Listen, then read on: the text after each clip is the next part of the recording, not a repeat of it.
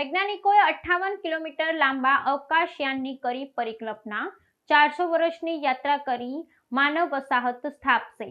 ઇજનેરો અને વાસ્તુકારોની એક ટુકડીએ એક એવા મહાકાય અવકાશયાનની પરિકલ્પના રજૂ કરી છે જે માનવજાતને તારાઓની વચ્ચે લઈ જવાની ક્ષમતા ધરાવે છે। કાર્યાસાલિસ નામનું આ પ્રસ્તાવિત અવકાશયાન 58 કિલોમીટર લાંબુ હશે અને તે લગભગ 400 વર્ષ સુધી અવકાશમાં મુસાફરી કરવા માટે સક્ષમ હશે। આ પરિયોજનાનો મુખ્ય ઉદ્દેશ્ય પૃથ્વીથી સૌથી નજીકના તારામંડળ આલ્ફા સેન્ટોરી સુધી માનવ વસાહત પહોંચાડવાનું છે।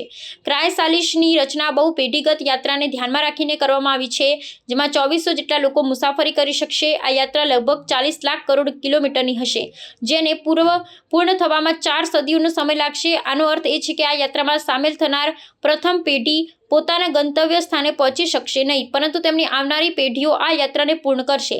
આ યાન તેમને પ્રોક્સિમા સેન્ટોરી બી, જે પૃથ્વીના કદનો અને સંભવિતપણે રહેવા યોગ્ય ગ્રહ છે, તેની સપાટી પર ઉતારશે।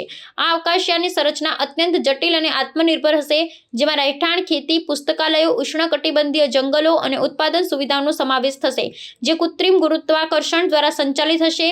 આ પરિયોજના પ્રોજેક્ટ હાઇપેરિયન ડિઝાઇન કોમ્પિટિશનમાં પ્રથમ પુરસ્કાર વિજેતા બની છે। જો કે તે હજી પણ સૈદ્ધાંતિક સ્તરે છે, તેના નિર્માણ માટે પરમાણુ સંલયન જેવી ભવિષ્યની તકનીકોની જરૂર પડશે, જે હાલમાં ઉપલબ્ધ નથી, પરંતુ આ પ્રકારની પરિકલ્પનાઓ આંતરગ્રહીય યાત્રાના ભવિષ્ય માટે માર્ગ મોકળો કરે છે।